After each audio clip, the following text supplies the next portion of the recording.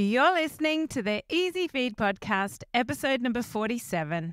7 ways I try to keep my kids healthy and happy.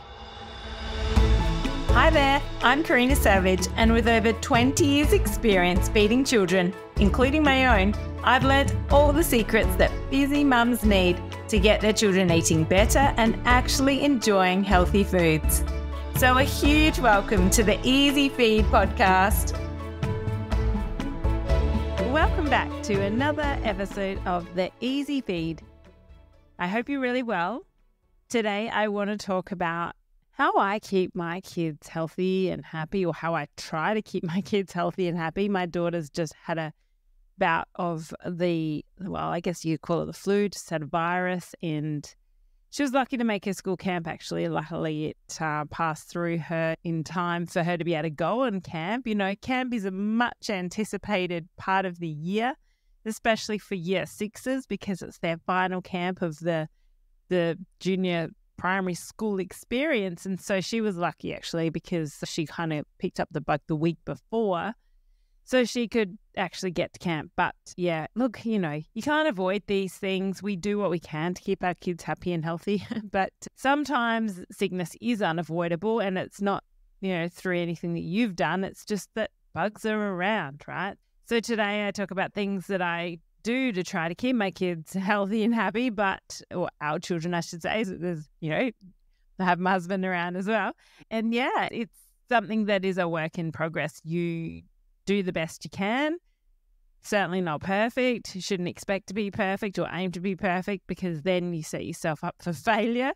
And, that's not saying you shouldn't have standards, but I think sometimes we expect too much of ourselves, which can then lead us to feeling like we're not good enough. So definitely these things are things that I try to do, the things that I share with you, but no one's perfect. I'm not perfect. They're things that I think that are important to health, and that's why I want to share them with you today, because I think they are tips that if you can keep in mind, then it can certainly help to contribute to your child's overall health and well-being.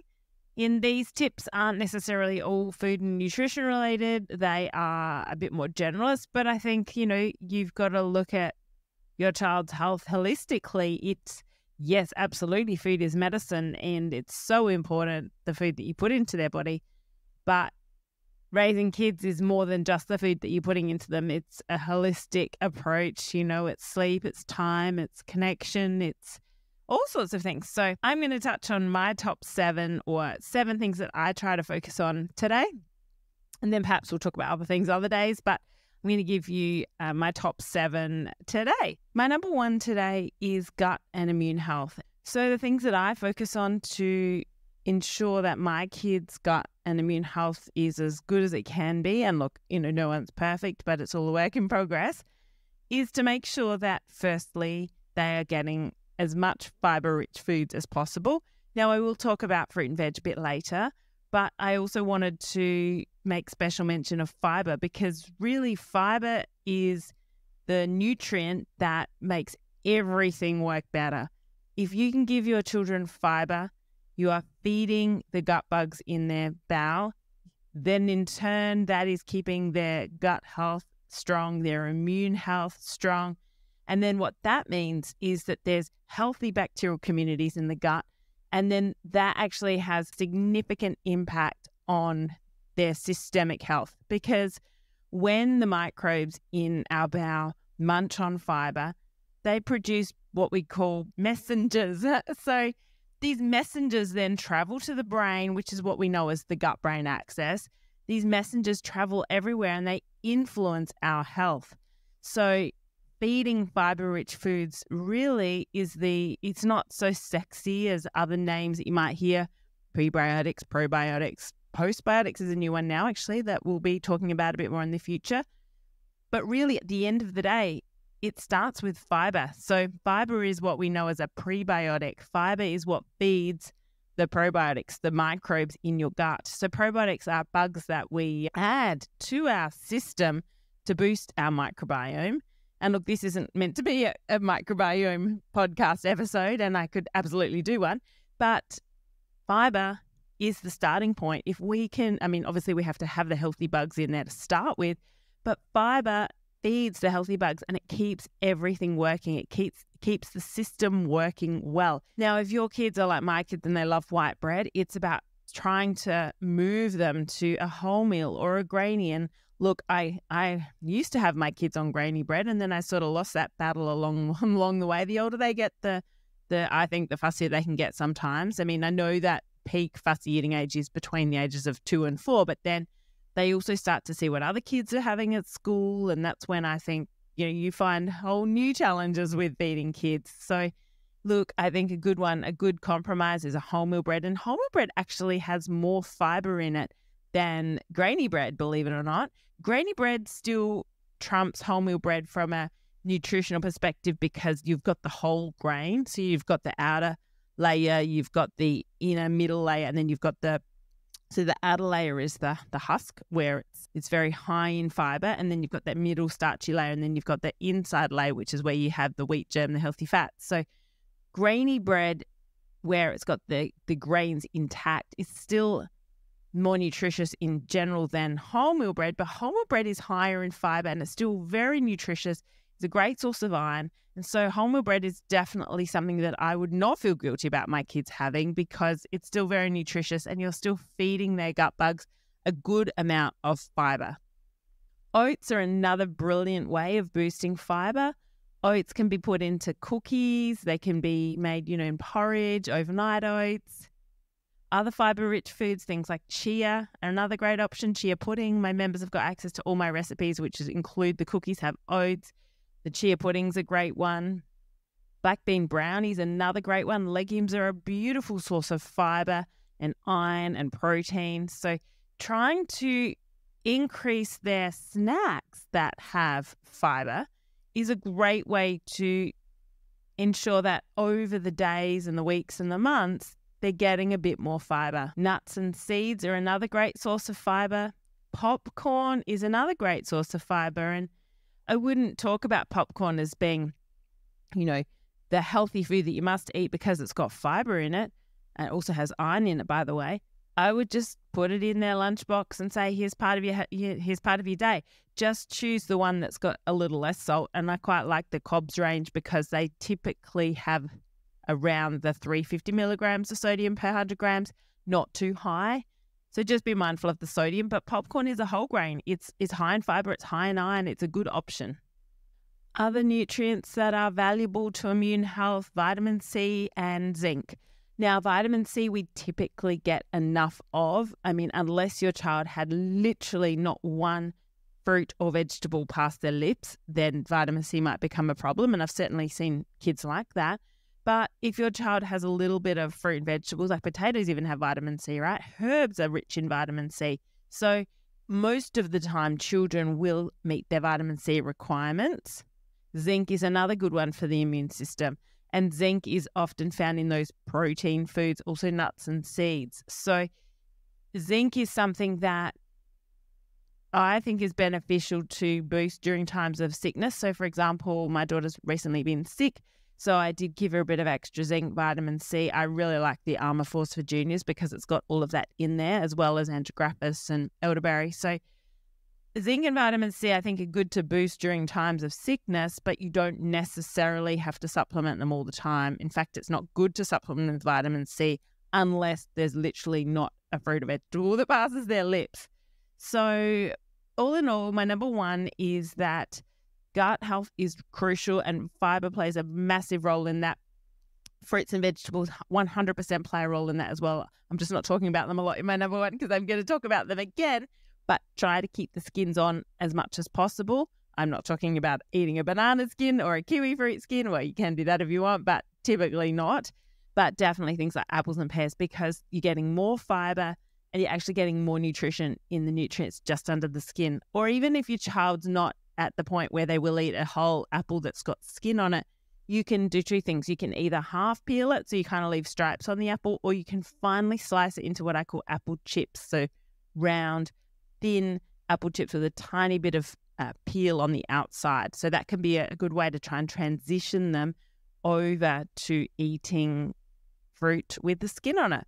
Same with the veggies. Leave the skin on the carrot. Don't peel the carrot. It's a lot more nutrition and fiber. Same with potatoes. If you're roasting potatoes, leave the skin on. So fiber is my number one. That is the biggest contributing factor to gut health. And then making sure that you leave the skin on fruits and vegetables, you boost their fiber, you give them cookies with oats in them, as much as possible, because all those little things add up. They make a big difference in the long run. Okay, so that's my number one. Moving on to number 2 of my 7. So the second thing that I focus on for my children is to keep them moving and active. Now, this is important for a number of reasons. Number 1, for their health, to be physically active. Number 2, for social reasons. I think sport is wonderful for kids from a social, emotional perspective, especially team sports. I love team sports for kids. So I think sport's great from that perspective. It's great for confidence boosting. And it's also good because it keeps them off the screens. And screens is something I'll talk about a little bit later, but just getting them out, even going to the playground, letting them run around the playground, or facilitating a play date where, they meet their mate at the park and they just kick a footy. I think these days, unless you're blessed to have kids that are next door neighbours that your kids can just run between the houses, or you've got a cul-de-sac and you're not worried about cars. I feel like these days kids just don't go and play on the street so easily. And that's a problem because they're not out and about. They're not mixing necessarily with other kids unless you facilitate a play date. And they're also likely to be on screens more. And I think that's got a whole, host of other complications and problems associated with it. So as much as possible, keeping them moving, keeping them active. Yes, organised sport's great, but taking them to the park, running around, going for runs in the morning, obstacle races in the backyard, anything that keeps them moving and active is going to be good for their health. It's going to be good for their blood sugar control. It's going to be good because, psychologically they're out and about. They might be in nature. There's so many benefits to being outdoors and moving. So that's another big one that I think is important and that I try and do for my kids. And moving on to number 3, a good segue to that is limiting the screens. Now, I think screen time is one of the most challenging parts of parenting children in this day and age. And I certainly find it really challenging around screens. My kids are 10 and 12, and it's especially problematic for me. Well, it's both ages, but, my son's definitely attracted to the games, with his friends. And then my daughter's more attracted to the girls' shows series. And so she'll tend to watch shows and then talk to her friends, and he'll be on a game and talking to his friends. So look, whilst they are still socializing with their friends, like they're on a call, they're talking, they're not, physically outdoors kicking a ball with their friends, and they're on screens. And so I don't like that because these games especially are addictive, and it's just dopamine hit after dopamine hit after dopamine hit. And yeah, as I said, I think it's one of the biggest challenges that parents in this day and age face. And I certainly feel a tremendous guilt around the amount of time that my kids spend on screens. And it's possibly, not nearly as bad as some other kids, but, hey, who's judging? Because really at the end of the day, it would be best if they had literally no screen time at all during the week, and maybe, 1 hour per day on the weekends. That would be my goal. But I just find it so hard to stick to that because they just tend to sneak in and grab a bit of screen time whenever they can. And whenever you're not paying attention, and then all of a sudden they're on a screen, and you're like, hang on a minute, I didn't think you'd go on that. It's just so hard unless you're on it all the time. They'll just grab any opportunity to jump on a screen. And I think, because they feel like it's restricted, it's like the forbidden fruit. So then they want it more. So, but you don't necessarily just want to give them a free-for-all either because it's not good for them. So I find screen time really challenging, but definitely it's a focus of mine to limit the screens. And I would ideally love to have no screens during the week and just limit to maybe 2 hours on a Saturday and 2 hours on a Sunday. But for me, that's my biggest challenge. So look, it's coming up school holidays, so the screen time will go up. But during the school term, that was something that we were really trying to stick to, is no screens during the week and just a bit on the weekends. I was recently up in Queensland doing a talk to a beautiful group of mums, and the speaker after me was talking about screen time, and she was from a company called Screen Sanity. It's a not-for-profit organization. It's a fantastic organization. I would encourage you to check it out. They want more ambassadors. We want to get the word out. We really want to support other parents to reduce screen time. They told some amazing stories and they gave some incredible statistics around screen time and the negative impact on our children's mental health, social and emotional well-being. It is phenomenal. And I think it's something that we know deep down is a problem and we know deep down is affecting them, but I don't think we understand the extent to which our children's exposure and addiction to screens and smartphones is causing them health problems. And mental health problems is the biggest one. There were some pretty sad statistics on self-harming behaviours, the incidence of that, how it's tripled. And they're based in Queensland, and they came out and said only a few days prior that there was a comment made from the Queensland Minister of Health. One of the parliamentarians from Queensland was talking about screens and smartphones being basically the new health pandemic for children. So it's not COVID, it's screens. Basically the negative impact that screens have on mental health, on anxiety, on self-well-being is significant. And so it's something that I think we just need to keep working on and keep the conversation going with, because it's something that we're all up against as parents, and it's something that we all need to continue to band together on. And I think, if we're all singing the same song to a certain extent, it makes it a lot easier, because otherwise you get, kids going, oh, but such and such is on all the time. And then it makes you feel like the bad parent. They're probably not on all the time. So if we're all having the open conversations and we're all, not that you all have to have the same rules, but if we're all trying to do the same thing or similar things in terms of reducing screen time, reducing that mental health impact of the smartphones and screens on our children, then our kid's going to be better for it. So hopefully moving forwards, we can continue the conversation and support each other in terms of limiting screens. And maybe for my child, it would be, especially for my son, when he doesn't have something on in the afternoon, that's when I find it really hard to get him through the afternoon. And I just need to be a tougher mum and say, outside, my friend, bless her, like the other week, she actually locked her kids out of the house, locked the doors out of the house. And she goes, I'm sick of them coming in and just laying around the couch and watching screens all afternoon after school. So she literally locked them out of the house so that they were out and about. And it just so happened that I was across the road at another friend's house. And so her son walked in and he ended up just playing with the rest of the kids because he was forced to be outside. It made him go out, it made him be physically active, it made him socialize. And so I think on those nights when my son doesn't have sport, or same with my daughter, especially my son though, like if I can organize something or if he can just be out and about, like bouncing around the trampoline, I just have to be tougher with saying no, outside, outside, outside all the time, get outside. I mean, if it's pouring with rain, of course you're not, and then you have to do something else. But I find that I don't have the confidence often to just push him to be bored, and then I give in too easily to screens. And so I just need to be tougher on that. And I'm going to continue to work on that because it's just hard, right? They get you when you're down. They ask you about 10 or 15 times, and then on the 16th, you finally give in. So it's just a work in progress. But I think limiting the screens is something that I will continue to focus on. It's definitely in my top of things that I think are important to keep my kids healthy, because screens, I feel, contribute very negatively to a child's overall well-being most of the time. Yes, they're good if you need to Google something for a school project, but on the whole, I don't think that they are hugely beneficial to our children's well-being. Moving on to number 4. Number 4, I feel, needs to go to plant foods.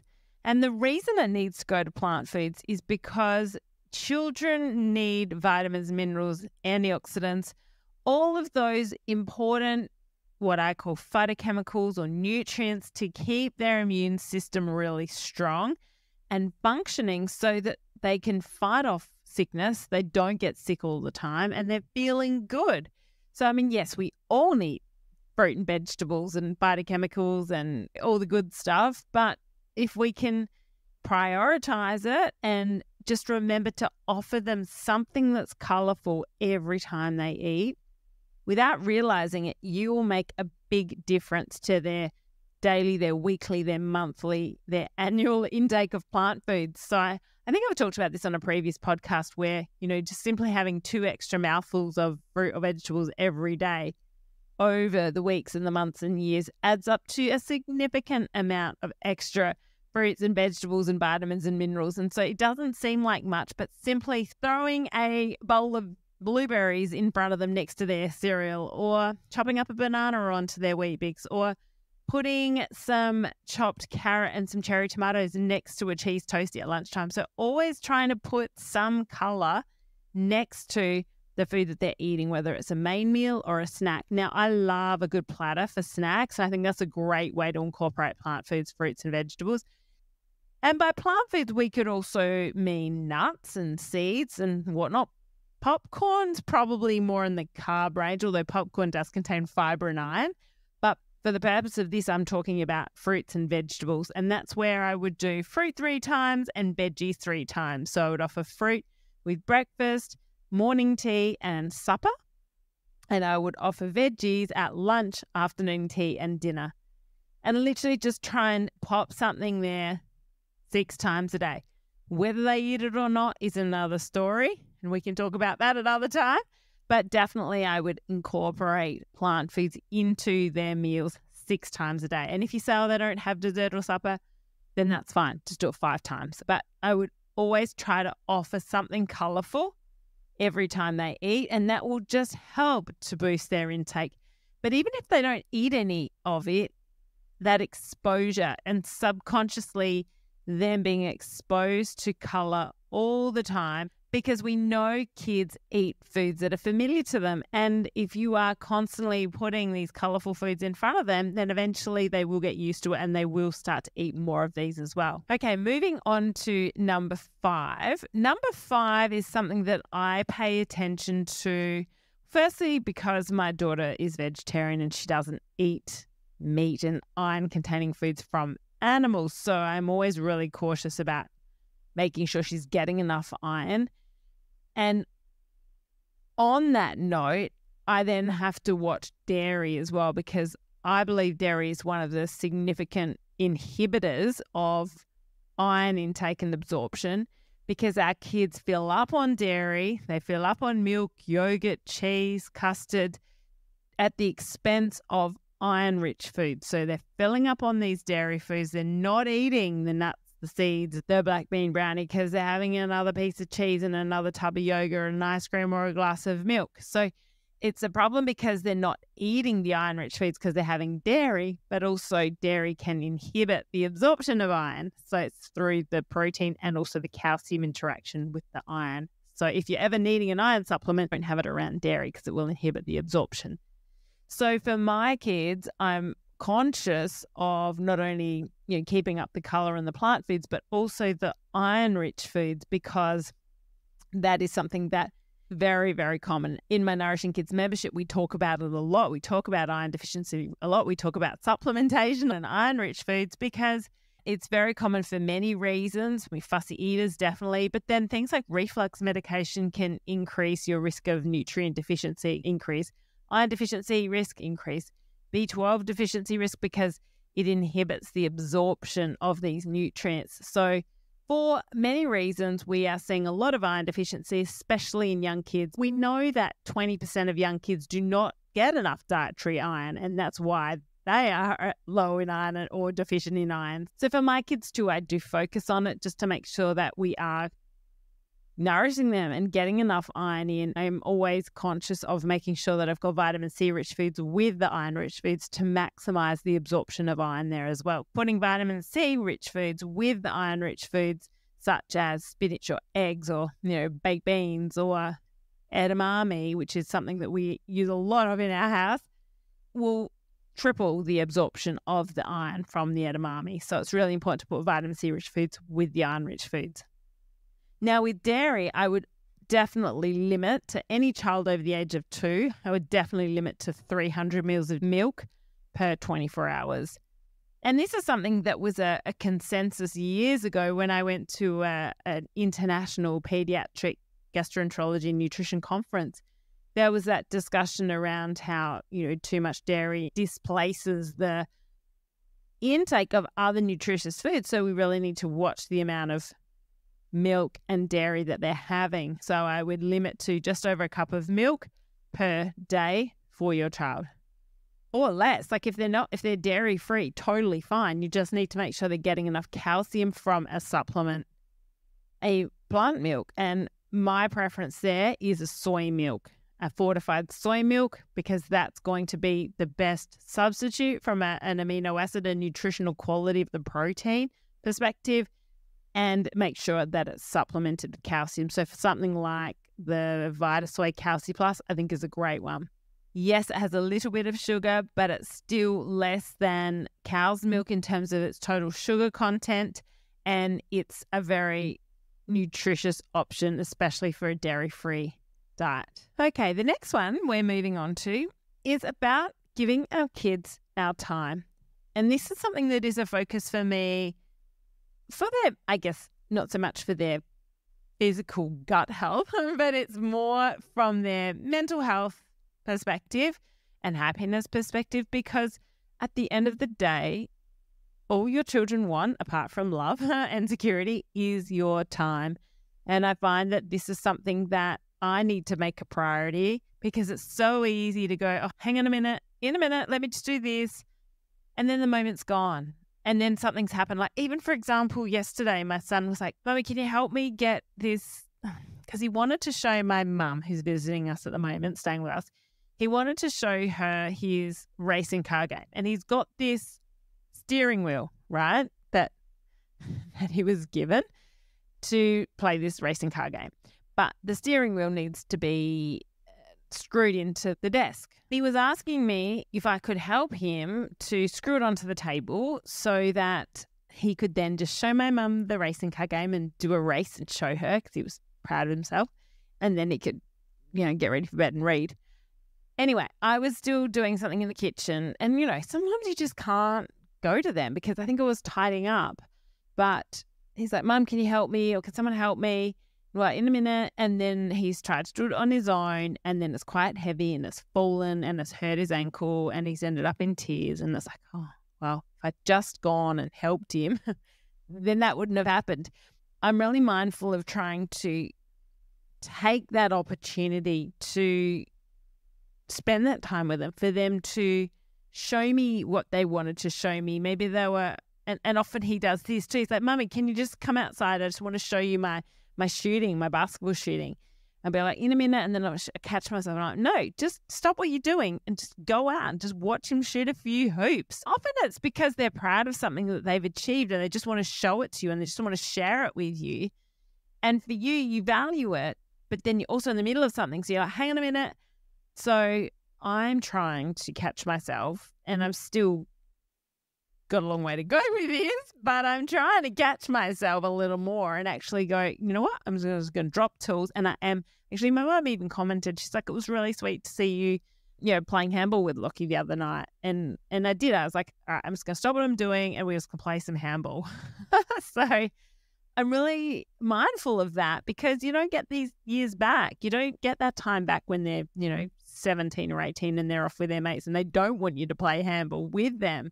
So I'm really mindful of trying to give them my time, and I'm trying to catch myself when I am not prioritizing that when I can. I mean, sometimes you do need to get dinner ready. Sometimes you do need to do things. Sometimes you do need to work, right? And they need to go off and play with, whatever, and be bored, because I think that's another thing. I just want my kids to be bored more. I want to have the confidence to say to them, no, go and be bored. And that's, again, my confidence as a parent to say no and not be a yes mum. But if you can spend that time with them, then do. Okay, moving on to number 7 of my 7 ways that I try to keep my kids healthy and happy, because I just feel that they're all important in one way or another. And they're quite varied, but I think they're all valuable. So Number 7 for me is being a really good role model in how I behave around my body and how I talk about my body and how I talk about other people as well. And sometimes I'll catch myself and I'll be like, oh, I shouldn't have said that, because it's really important that we role model a love of our own body and all our jiggly bits and all our, the bits that we don't love and the bits that we do love. But to our kids, we need to show self-love and self-compassion. It's so important from our kids' perspective that we have a really positive body image, because especially as mothers and as fathers, we have the most powerful influence over how our kids love their bodies. And look, working in the children's hospital for the first 10 years of my career, I saw significant disordered eating and kids that had a really dysfunctional relationship with food, and often it came from their parents.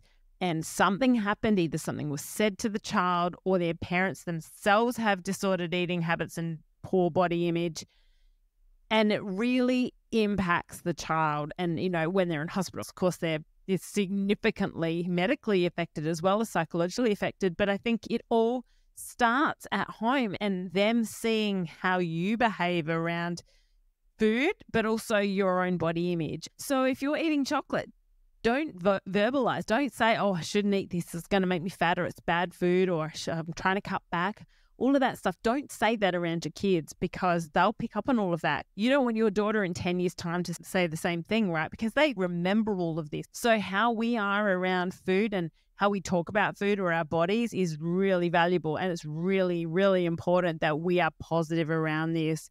And same with other people. If someone that's obese that's walking down the street, perhaps don't comment on their obesity. And if someone else does, you can say, well, some people live in larger bodies, some people are in smaller bodies, but really I'm trying to limit or avoid any fat shaming or crude comments, because you just don't know what's going on in their little brains, and you have to be really careful. So it's important too for girls and boys that may be around, and I see a lot of parents who have girls between the age of, say, 9 and 12, and they're just storing that extra bit of fat around their bellies, and the parents are worried because they haven't had that growth spurt yet.